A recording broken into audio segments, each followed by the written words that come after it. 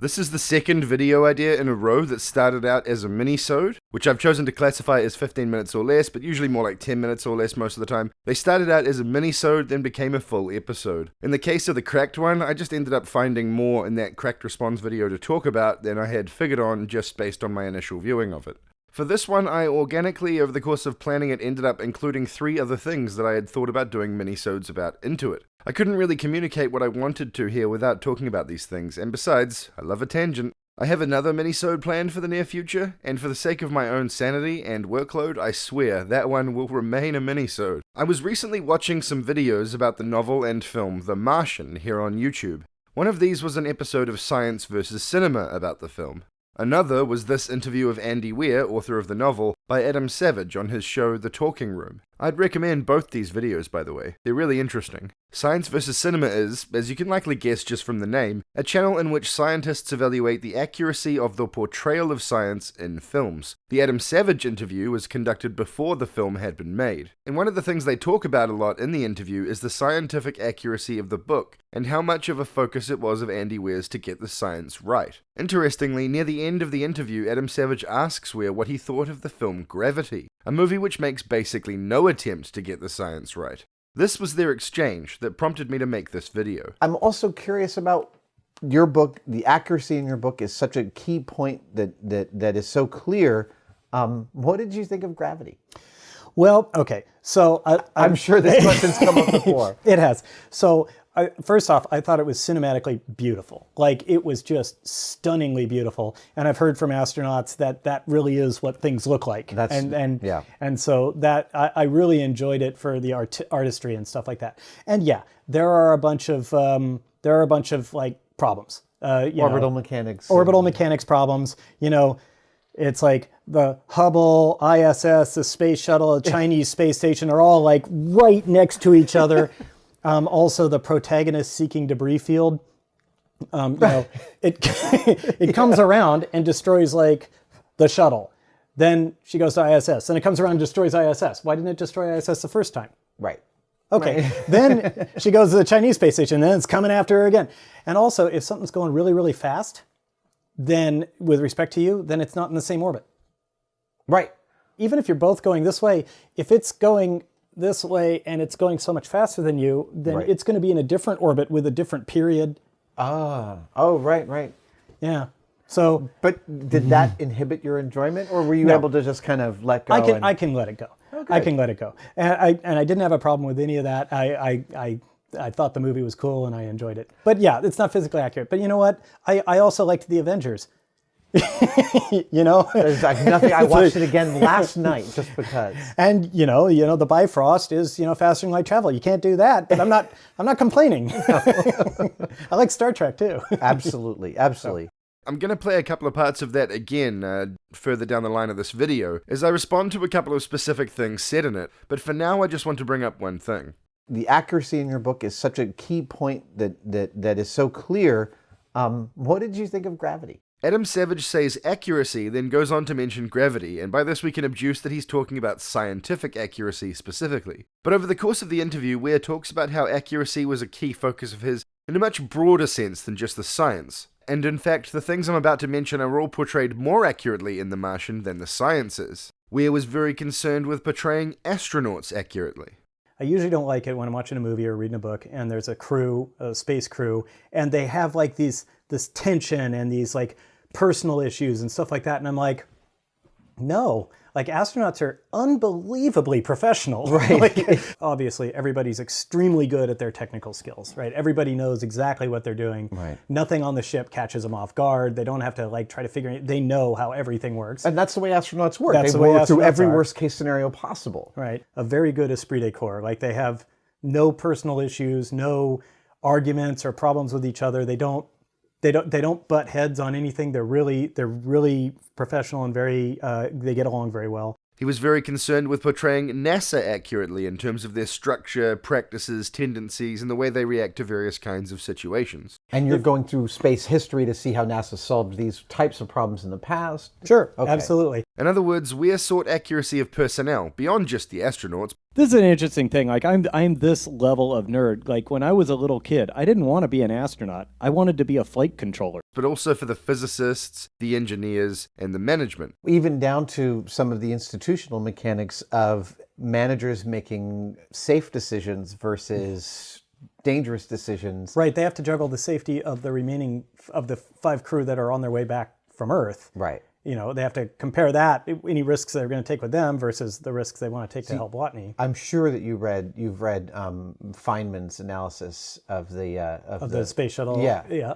I mean, just in terms of him talking specifically about the difference between the way the engineers look at risk and the way the managers of the engineers look at risk. Right. Well, and that the kind of like red alert status of this problem gets diminished over time with every level up in management you go. That was his main conclusion. Right, yes. The engineers are like, this is a big problem. Their managers are like, this is a problem. And then those managers are like, we may have a problem. And then those guys are like, there are some problems. But That clip, the one about gravity, not the one I just showed, that clip brings up something which I knew from the moment I decided to make this channel that I would be talking about on here. That being, the nature of the relationship between audience and critic perception of a creative work, and the intent of the creators of that work in terms of what they wanted it to be. Jim Sterling brought up an interesting thing at some point, probably years ago now, about how he doesn't review games from certain genres. I might be misremembering the specifics here, and apologies if that's the case, but I believe it was real-time strategy games he was talking about. He doesn't generally like RTS games, and therefore it wouldn't be fair for him to review them, nor would it be helpful at all to fans of the genre, not only because he's likely to score them all poorly, but also because his unfamiliarity with the genre that results from him not liking it means he doesn't speak the sociolect of those who do like it. He doesn't have enough knowledge about them to speak about them in such a way that would be useful to those who do know a lot about them and talk about them as such. This is an extreme example of the potential disconnect between critic and consumer of an entertainment product and the creators of it. Uber Entertainment's primary intention when approaching their game Planetary Annihilation was to make a fun RTS game. If you don't like RTS games, this is an unachievable goal with regards to you specifically. Only those who like playing RTS games can fairly judge whether they think Uber Entertainment succeeded. And this applies not just to those who consistently don't like RTS games. If you aren't in the mood for playing that kind of game, then you're not likely to fully appreciate it and fairly evaluate it. In the same way that mood and taste can affect the ability to fairly judge a creative work, so can the expectations of the audience, both in terms of the relative quality of the film and whether or not it fulfills whatever criteria they are seeking from it. One factor might be the expectations of the quality of the humor in a film is going to be different if the audience goes in expecting to see a genre comedy film, as opposed to, say, a film in another genre with occasional comic elements, like an action spectacle type movie, for example.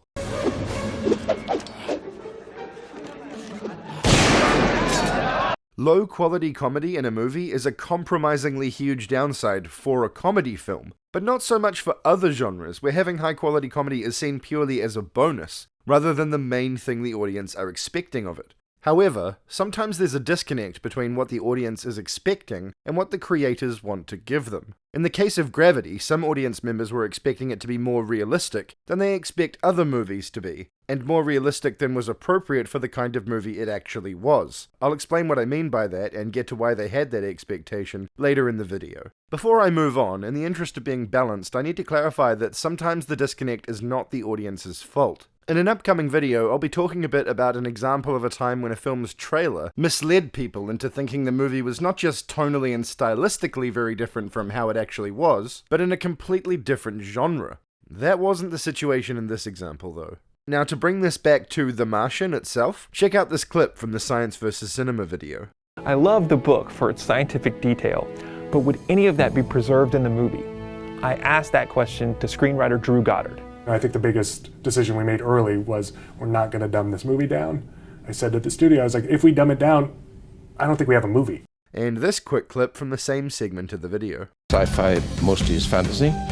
What was really attractive about this is the total reality of the situation. With this in mind, I think we can safely say that it was the intention of the film to maintain the realism of the book, and by extension, the accuracy, as much as was feasible, which was a good decision for them to make, since audience expectation of the film was going to be tied to what the book is most known for, its accuracy. Expectation and intent were in line on that front. Therefore, evaluating the quality of that film within that metric makes complete sense. However, this is most certainly not the case when it comes to Gravity.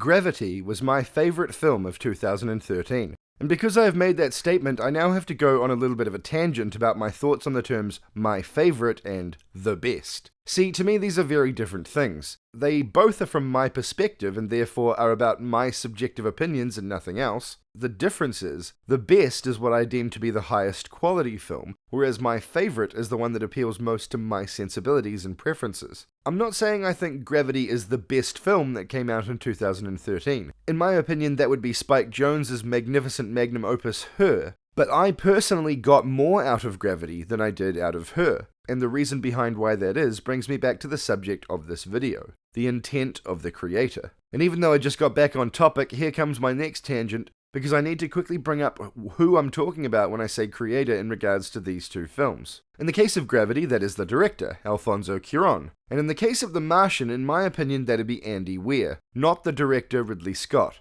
Because Ridley made the decision to be, comparatively in terms of film industry norms, very faithful to the source material. This is, in my opinion, oftentimes, if not most of the time, the right move for the director to make on an adaptation. Obviously there are all kinds of different exceptions to that, but generally it's a wise move. However, it does mean that they are, practically speaking, giving up being the primary creative voice on the project, which is an extremely big ask for a director. That's a tough thing to do. Good on Ridley Scott for making that decision since it was right for the project. Having said that, it's not like he made no major creative contributions to the film, of course. He made tons. He played an absolutely crucial role in the film being as good as it turned out to be. He did make one decision that is very telling and key to what I'm talking about in this video, but more on that later. Anyway, all that said, back to what I was talking about, which was why I got more out of Gravity than I did out of Her, despite me thinking that Her is a superior film. The intent of the creator. Andy Weir's intention was to craft an accurate depiction of a guy being stranded on Mars and the efforts made by various people to save him. So what was Alfonso Cuarón's intention on Gravity? And to clarify, I mean their main intention. Usually one comes to creative projects with more than one thing in mind in terms of what they want to achieve on it. But also usually there is one thing that can be said to be the main focus, the top of the list in terms of their intentions towards the project. And to identify what Alfonso Cuarón's was on Gravity, we first need to take a quick look at his prior career to put the film in context. As I will be going into again in my upcoming video about the film Drive, in the film industry, your recent work is a huge part of determining your current and future opportunities. Cuarón's previous two films before Gravity were Children of Men in 2006 and Harry Potter and the Prisoner of Azkaban in 2004, the latter of which made a ton of money and is thought of by many critics and fans as one of the best, if not the best, of the Harry Potter films. Cuarón banked an enormous amount of goodwill there with Warner Brothers, the studio behind the Harry Potter films and also behind Gravity. Cuarón then went over to Universal and made Children of Men, a film that lost money at the box office but was very well regarded by critics and was very influential within the film industry itself. Cuarón then went back to Warner Brothers and was granted full creative control of his next project, which he decided was going to be a continuation and evolution of one aspect of the way he approached Children of Men. On both of those films, Cuarón innovated new filmmaking techniques, and while this aspect may not have been his primary concern on Children of Men, it definitely was on Gravity. The difficult thing here is the integration between animation and live action and CG lighting. The whole thing takes place in 0G, so characters are not only floating but just rolling and spinning. It proved to be impossible to do it with wires, because wires are very limiting, and also you can see the strain on the actors. And we tried different things. We tried the Vomit Comet, that is the parabolic flight, and you're limited by the size of the plane inside. So we needed to invent our own technology. We adapted those robots that they build cars with to have cameras and lights, wire machines, but that they were pre-programmed combined with LEDs. There was not one single technology because each moment required different technology. Before I get back to what I was saying, I just wanted to provide a quick anecdote, because it wasn't just the 0G rigs that were innovative, there was also the sound. Gravity was the first film I and my film industry colleagues that I saw it with had seen in Dolby 7.1, and the surround sound just blew us away. It was the first time I remember thinking that the technology had finally, truly lived up to its potential. One of my friends, who has worked for me as DOP on one of my short films, when he went to see Gravity, during the beginning of the film he was annoyed because he thought a group of people sitting diagonally in front and to the left of him were talking during the movie, but he quickly realized there was actually the audio from the film. The radio feed from NASA Mission Control was coming at him from that direction, and he was about ready to start throwing popcorn at some random people sitting in front of him in the theater. That's the sort of thing we had always wanted from the cinematic experience, the sound feeling like it's coming at you from all different directions relative to, or relevant to, or both, to what was happening in the movie. And Gravity delivered on that for us in a way no film had ever before. Anyway, back to what I was talking about. Children of Men was made for about $70 million, and was a project Cuarón was hired onto, not one which he brought to the studio. Whereas on Gravity he was given $100 million, and it was conceived of and written by him and his son Jonas. Not only did he get substantially more money to spend on Gravity than Universal gave him for Children of Men, it was also in many ways a less complicated project. Only 3 actors in the whole film, and with the sole exception of the very last scene, the entire thing was shot on sound stages. Kind of the opposite of Children of Men, in which lots of characters appeared on screen, and a huge proportion of it was shot on location. Organizing all those extras, actors, and crew, with all those special effects and visual effects and complicated location shoots, costs a lot of money. So how come he wanted so much more money to make Gravity than Children of Men? Well, it all comes down to innovation. Cuarón wanted to achieve things in Gravity that had never been seen on screen before. Just like he did in Children of Men, but more. A lot more. Whereas Children of Men also had character development, an interesting narrative, and deep and thoughtful subtext and themes alongside its innovative filmmaking techniques, with Gravity they stripped all that away in order to focus more on innovation. Why would he do that, you might ask? Because he was given an opportunity which is incredibly rare in the film world. He was given a bunch of money and full creative control on a project in which it was understood by the studio that most of the money was going to be spent on developing new filmmaking technology which would make it possible to do a variety of things which up until that point were unachievable. It was basically the film industry equivalent of a research grant, or perhaps more accurately, an R&D grant. And just as in the world of science, those kinds of opportunities are really important for advancing the relevant field. Cuarón is very highly regarded by other directors, for the same reason that Orson Welles is. Their work is innovative. And this is really important in filmmaking because innovating new filmmaking techniques and technologies adds new tools to the toolkits of not just you, but other directors as well. It adds new words and phrases to the language of film. I've avoided using the word invented because it's very difficult, if not impossible, to know for sure who used a filmmaking technique first. Instead, you should think about it more in terms of the techniques being popularized. The films back to which various techniques are traced may or may not have invented them, but what they definitely did do is popularize them, like Vertigo did for the dolly zoom, which in New Zealand film industry slang we call a trombone. Check out this rather extreme use of the technique in Lahane, used here to visualize the disorientation felt by the 3 characters during the scene.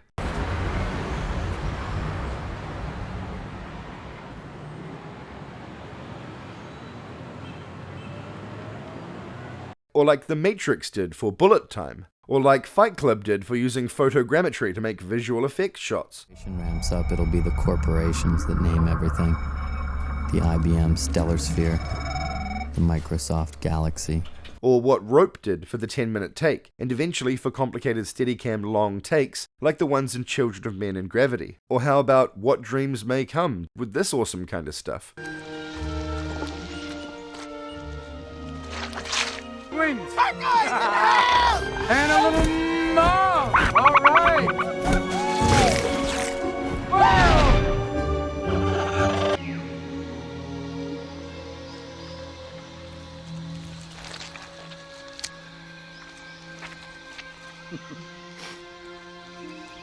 That was by a New Zealand director, by the way. Represent.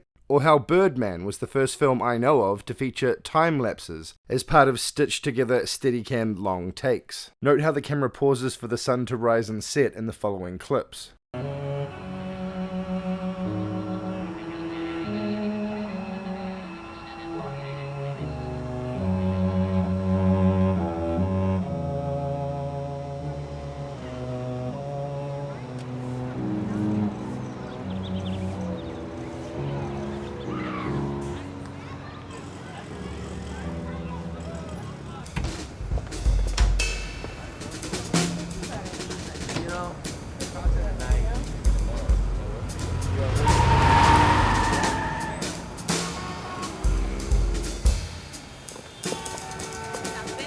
Before I show the last clip of that technique, I just wanted to mention that it is immediately followed by an example of the kind of visual effect popularized by David Fincher with the photogrammetry effects I mentioned before, which he first used in Fight Club, then refined in his next film Panic Room, like here.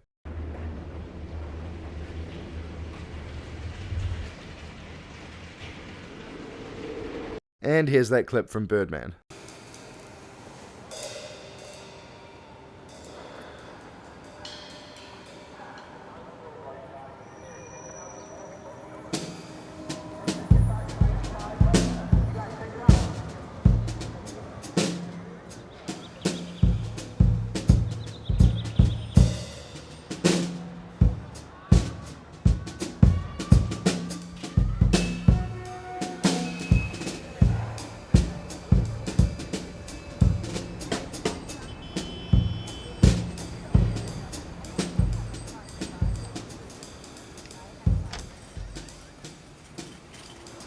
This is why, for me, innovation is the trait which I value most highly in films I watch, because innovative films help me. It's now possible to achieve things on screen that it previously wasn't. And that's the sort of thing that gets all directors excited, both established feature directors and those earlier in their careers like myself. I can understand why this may not get regular audience members as excited, though keep in mind that films like Gravity are important for their potential to enable other directors to achieve previously unachievable things, like how Terminator 2 made Jurassic Park possible, and Jurassic Park made the Lord of the Rings films possible, or how Goodfellas used techniques I mentioned just before from both Vertigo and Rope. Incidentally, I have a video planned for the future in which I detail how the innovations in Citizen Kane and Terminator 2 both changed the nature of the whole film industry at their respective times. Might seem like a weird choice of films to talk about together, but trust me, it'll make sense. And it's not just technical and technological innovation that I'm talking about. Seeing an interesting narrative device being used for the first time or in a new way can be a revelation for someone learning the craft of film direction, screenwriting, editing, or cinematography. But innovation alone doth not a film make. The average moviegoer would not be satisfied just with that, and rightly so. In Children of Men, the innovative aspects of it were constrained by the film's focus on character development, interesting thematic elements, and a compelling big concept narrative hook. And speaking of that, quick tangent here. Big concept is one of the most misunderstood and mischaracterized terms in the whole industry. Some people think it means that the story is really epic, or that it's a really narratively complex, or has a lot of really original ideas or something. All it actually means is that the plot can be summed up very concisely, usually in one sentence that's often in the form of a question. For example, Toy Story is big concept, in that you can describe the narrative hook just by saying, what if toys were secretly alive? And Speed can be summed up by saying, bomb on speeding bus, will explode if it slows down. Or Snakes on a Plane, a rare example of a big concept hook doing double duty as the film's title itself. For Children of Men, it is of course, what if everyone in the world suddenly became infertile? Anyway, back to what I was saying. Children of Men had to make room for its characters and story, whereas with Gravity they wanted to maximize the innovation and thus didn't want to get bogged down with distracting elements like that. But innovation for innovation's sake, while that might be appreciated by other directors, that's not a movie. You need to have an actual movie there on top of that. But what can you do if you can't spend too much time and by extension money from your budget on things that conflict with the main thing you're wanting to accomplish with your project? This project, it's giving them something. I'm not going to take that away until I have to. The only thing left to do to create a movie that people will actually want to see, i.e. that is doing more than just innovation for innovation's sake, is to create basically the cinematic equivalent of a theme park ride. And that is exactly what Alfonso and Jonas Cuarón set out to do. In the 90s, at a theme park outside the city of Auckland called Rainbow's End, there was a ride called the Motion Master. At first glance it looked like a small movie theater, but each seat moved on at least 4 axes. Axes? Axis? I gotta quickly interrupt myself here. When I wrote this part of the script, I had assumed I'd be able to find more images and video of the Motion Master than I was actually able to. The only video I could find was this TV commercial that was made when the ride first came out, and the kind of first-person view computer-generated environments I'm about to reference weren't introduced until years after this. Have you experienced the all-new Pepsi Motion Master adventure? Free fall from the top of a skyscraper. Taste the dust in a high-speed desert duel. Survive a trip on a runaway logging truck. Feel the thrill of the world's largest twin roller coaster. It's awesome. It's new. It's the Pepsi Motion Master. Basically, you'd sit down and on the screen there'd be a CG short film that was entirely from a first-person perspective, usually of some kind of unseen craft moving through tight science fiction environments reminiscent of the sequence in Return of the Jedi with the ships inside the second Death Star. And the seat would move around in sync with what was happening on the screen. It was pretty cool, and was my favorite ride at that theme park when I was a kid. The way I see it, Gravity is basically a feature-length, big-budget version of that. It's high-tech, it provides an experience unlike anything the first-time viewer has had before, it's exciting, thrilling, amazing, and engrossing, but it's not going to win any awards for writing. Nor is it trying to. Criticizing it for not having well-developed characters or an interesting story is, in my opinion, both unfair and inappropriate, because if it did have those things, it would be a failure in terms of what it set out to do and set out to be. It's like criticizing a haunted house ride for having jump scares. That's literally the point of them. If you want something else, do something else. If you'd rather be watching something with a deep and complex plot, and don't want to see a cinematic theme park ride, the movie didn't screw up. You did, by choosing to watch it instead of watching something more to your liking. However, that's not to say that someone like a scientist watching it is somehow wrong for if its scientific inaccuracy prevents them from enjoying it. In that kind of situation, it makes perfect sense if your suspension of disbelief is severely undermined, and that would likely mean you don't enjoy the movie. However, the point of this video is that in that situation, it's not accurate or fair to say that this makes Gravity a bad film, because it doesn't, any more than The Tin Drum is a bad film for not being a laugh riot. Because that movie wasn't trying to be funny, it's a really serious and depressing drama. Gravity isn't trying for accuracy any more than any other theme park ride is. If The Martian had failed on that front, it'd be fair to say you think it's a bad film because it failed at one of its main goals. And if Gravity wasn't a thrilling and fun roller coaster ride of a movie, then it too would be a failure. One of my core principles when thinking about a film is to take it on its own terms. Is it succeeding at what it's trying to be? But of course, engagement with a creative work involves the audience just as much as the work itself. So there is also a second question. Do I value what it is trying to be? Do I appreciate that? Or do I think it's hot trash? Do I like real-time strategy games, or are they not for me? And you can, of course, ask that second question about Gravity. If you despise the idea of a cinematic theme park ride, using Gravity as the centerpiece of a work of criticism of that makes complete sense. However, in this particular video, I'm mainly concerned with the first question, and only really interested in the second insofar as to highlight my appreciation for Gravity's innovation and The Martian's realism. For the remainder of the video, I will be addressing parts of the interview clip that I played at the start, using a few things Andy Weir says in it as jumping off points for further discussion. Also, the protagonist seeking debris field, it comes around and destroys like the shuttle. Then she goes to ISS. Then it comes around and destroys ISS. Why didn't it destroy ISS the first time? Right. Okay. Right. Then she goes to the Chinese space station. Then it's coming after her again. This bit reminded me a lot of a routine stand-up comedian Dara Ó Briain did about the lava's relationship with the protagonist in the movie 2012. Anyway, it's a ludicrously over-the-top disaster movie. It is hilarious in its over-the-topness. No plot! No plot! Just John Cusack running away from lava for 2.5 hours. And always just slightly ahead of the lava. Oh God, lava! Oh Jesus, lava! Quick, get into the car! He drove off, the lava sped up. Then he gets into a plane, the lava accelerates again. I completely get Andy's criticism here, and while it did remind me of what Dara Ó Briain said about 2012, I don't think the two are the same. Gravity is a disaster movie like 2012, and both the films approach this subgenre with a particular angle in mind. But while Gravity's was to make the film feel like a ride, 2012's was just to make it bigger than any disaster movie ever before, which turned the film into basically a farce because it wasn't handled with enough skill to pull that off.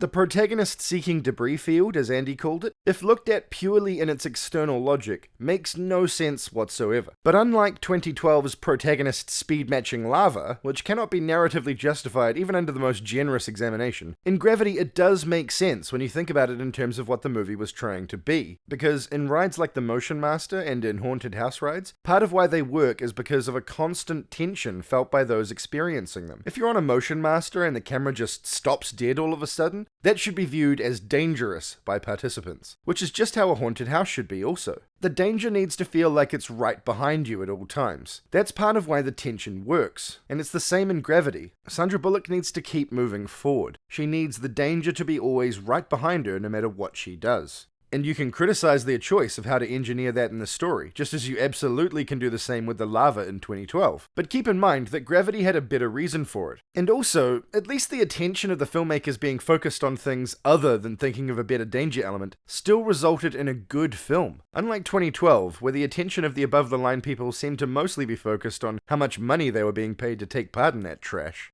And before moving on, I'd just like to quickly say that the protagonist seeking debris field is an example of an inciting incident that isn't scientifically accurate, and well, there's another one of those in a movie that's very relevant to what we're talking about here, and it's a little bit hypocritical of Andy Weir to be bagging on Gravity for that, but more on that later. Another thing Andy said in that clip that I wanted to talk about was this bit. First off, I thought it was cinematically beautiful. Like, it was just stunningly beautiful, and I've heard from astronauts that that really is what things look like. Yeah. Weir mentions that Gravity did nail the accuracy on one front, the look of the setting, which I completely agree with, by the way. And just like the danger always feeling imminent is an essential part of a theme park movie, so too is it of huge importance to make the setting look right. Think about how massively essential the appearance of the setting is to both the Motion Master example and to the Haunted House Ride example. The visuals in the Motion Master and the art direction of a Haunted House Ride are both like a good 50% of the experience, I'd say. The point I'm making here is that Alfonso Cuarón focused his time and money on the things that matter most for the kind of film he wanted to make, and this focus resulted in those elements of the film being really, really good. One thing Andy doesn't touch on in that clip from the interview is the common complaint that Sandra Bullock's character doesn't seem like she's been put through the kind of rigorous disaster scenario exercises and training that people go through in real life before going into space. I mean, she's obviously had some training and whatnot, but not to the same kind of level that is the norm in reality. Why is it that Sandra Bullock, a medical doctor, is repairing the Hubble Space Telescope? Excuse me, we don't send medical doctors to repair the Hubble Space Telescope any more than we're going to send a mechanical engineer to do open heart surgery on you. Please. And look, this is fair criticism to point that out. It is an issue the movie has. However, this is an issue that the movie needed to have if it was to be what it set out to be. Because this is another thing about theme park rides. Part of why a Motion Master or a haunted house ride works is that the specifics of what the person is about to experience is not predictable. You're supposed to feel a bit ill-prepared, like you're kind of on the back foot. That's why those kinds of rides are always better the first time you do each specific iteration of them than they are if you go through that iteration again. It's also why they have multiple iterations that change over time, so you can go back and do them more than once, unlike a roller coaster or something where you can just do that. It doesn't lessen, in the same way. When you can predict what monster is going to jump out at you at which moment from which direction, the experience is compromised. When you know what's going to happen in a Motion Master, it's fundamentally not as good as the first time. As I've said, Sandra Bullock was the audience surrogate. If she'd been a realistically savvy astronaut, the movie wouldn't have worked. Sometimes a creative work has to accept a flaw in order to achieve a goal. And when you make a cinematic theme park ride, there's quite a lot of that going on.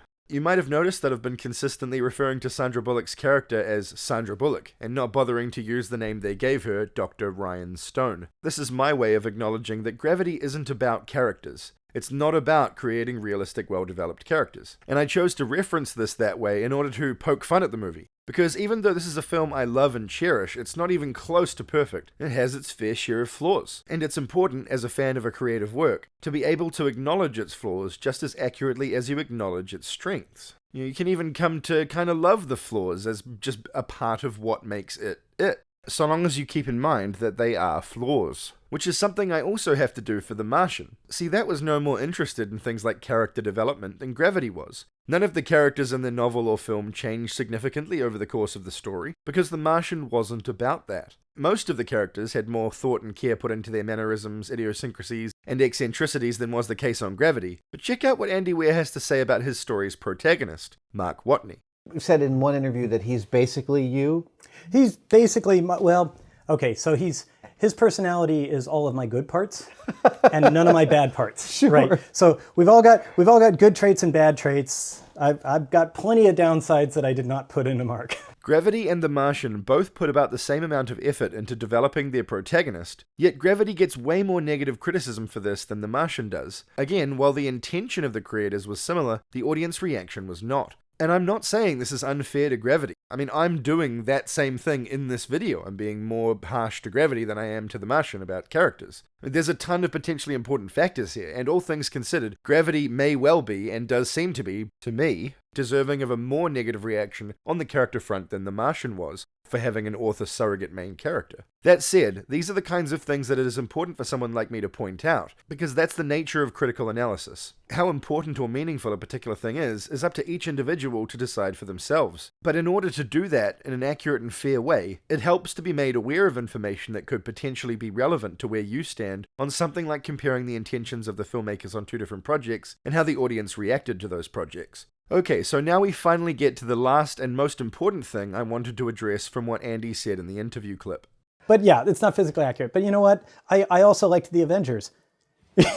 You know? There's like nothing. I watched it again last night just because. And you know, the Bifrost is, faster than light travel. You can't do that, but I'm not complaining. I like Star Trek too. Absolutely, absolutely. It's true that most films that are scientifically inaccurate don't get much flack for it. Things like Star Trek will be criticized, and the existence of highly advanced technology can only handwave so much. Like I said in my last video, I mentioned in a title card that the sensors on the starships do things that are probably scientifically impossible. Regardless of the level of technology, they do things that it is likely simply cannot be done. As argued in this blurb, link in the description. Things like this will be criticized, but the same scientists like Neil deGrasse Tyson, who criticize Gravity so strongly, will also talk about how much they love Star Trek. It gets a pass. And it seems to me that the reason for this has nothing to do with what the creators of either project set out to achieve with their respective creations, and everything to do purely with the setting of each. Star Trek is in the far future, and even though if you think about it this doesn't have any relevance to the actual laws of physics, it does mean something for the viewer on a subconscious level. The contemporary setting of Gravity and its inclusion of modern-day astronauts somehow makes it seem in a surface-level way like representation of the laws of physics matter more than it seems to in something like Star Trek. Even though both projects put about the same amount of effort into being accurate, that is to say, not a whole lot. But really, the only reason Gravity is set in the modern era is that it means they didn't have to spend any time doing exposition to get the viewers up to speed. Remember, spending time on that kind of story detail stuff is the exact thing they were trying to avoid. Same reason why it's familiar monsters that jump out at you in haunted house rides, and not some new monster that the creators of the ride would have to somehow establish first in order to make them scary at a level beyond mere appearance. Which, as anyone who's heard the term less is more can tell you, is the least frightening aspect of a horror movie monster. The other reason for the familiar setting in Gravity might be that it's more engrossing. And the more engrossing a thrilling/exciting film is, the more thrilling/exciting it will be to the viewers. We've spent a lot of time talking about Gravity, so let's go back to The Martian now. It's kind of the perfect candidate really for that show Science vs. Cinema, because the reason why a lot of movies fail that show's tests is that they're not trying to be accurate.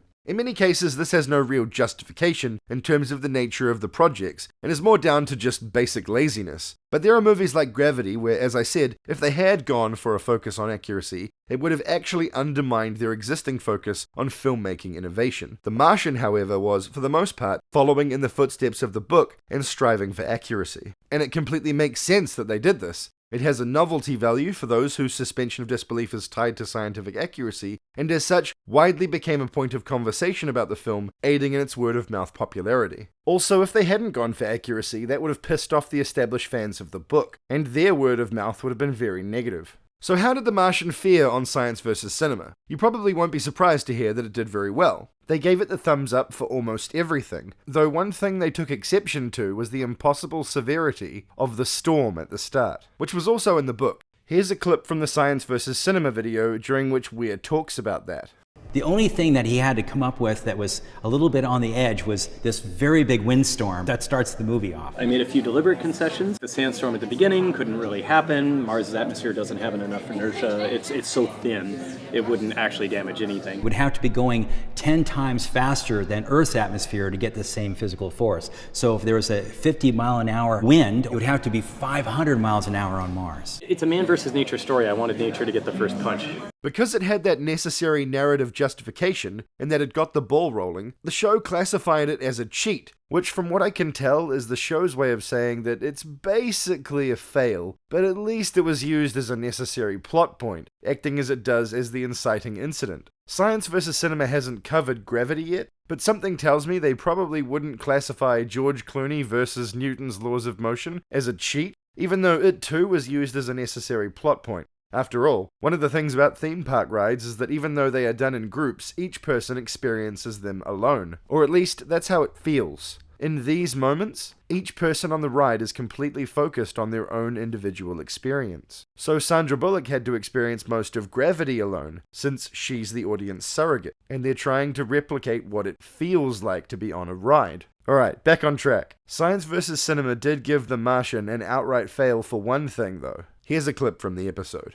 Basically, you could jump higher and even walking would look different. Why didn't they try to show that in The Martian? I asked Ridley Scott. Did you talk about trying to portray more Mars gravity? Are you an expert? How much do you know? I'm an astrophysicist. Earth's gravity, Mars is 40%, right, of Earth. So by the time you put on a fairly chunky suit, it's fairly heavy. So we worked out the mathematics roughly. It's kind of more or less just under norm movement. So that's where we made a decision. So we were wrong, right? We're not at the point where we can do 40% gravity. I mean, we can do weightless. We see Mark Watney walking around without a suit, and it still looks like he's on Earth. So the real answer is, it was just too hard to shoot. Matt Damon there argues that the technology to create the 40% gravity doesn't exist in filmmaking, to which I'd suggest that he should ask Alfonso Cuarón about that. It might not take much adjustment to the rigs used in Gravity in order to create that kind of effect. But even if that isn't the case, and they'd be looking at starting from scratch to simulate the change to gravity that they need to achieve, they could have done that. But while innovating film techniques specifically with regard to creating gravity effects was a focus for Gravity, it wasn't for The Martian. In the same way that, yeah, Gravity could have potentially gone with something that didn't violate the laws of physics to isolate the protagonist from the other character, the crew of The Martian could have potentially created rigs to simulate Martian gravity. Except that, in my opinion, with The Martian it is worse, because being accurate was a focus for the filmmakers on that project. Just as I think the inciting incident not being realistic is worse in The Martian than it was in Gravity. Because again, realism was something they were going for on The Martian, and something they were not going for on Gravity, aside from in the ways that matter for a cinematic theme park ride, like the look of the setting. However, that's not to say that I think there's grounds for much criticism of The Martian on this front. Since, as I said earlier, there's only so much focus to go around on a creative project, and it is on some levels a zero-sum game. Yeah, Ridley Scott could have tried to simulate low gravity, but it would have required a lot of focus be diverted to that endeavor, and there's only so much of that to go around. It seems highly likely to me that Ridley Scott was right not to try and achieve that, because it meant he could dedicate the necessary level of attention towards everything that made the film great. And that is exactly how I feel about the silliness with the laws of physics in Gravity. It meant that Cuarón could concentrate on making it as innovative and thrilling as possible. Anywho, that's all from me for today. Hope you got something out of this. Thanks very much for watching and have a wonderful day. Take me back to the rainbow, that rainbow kind of magic. Rainbow, rainbow, the rainbow's end. That's rainbow magic. Good times, rainbow magic. Great fun, rainbow.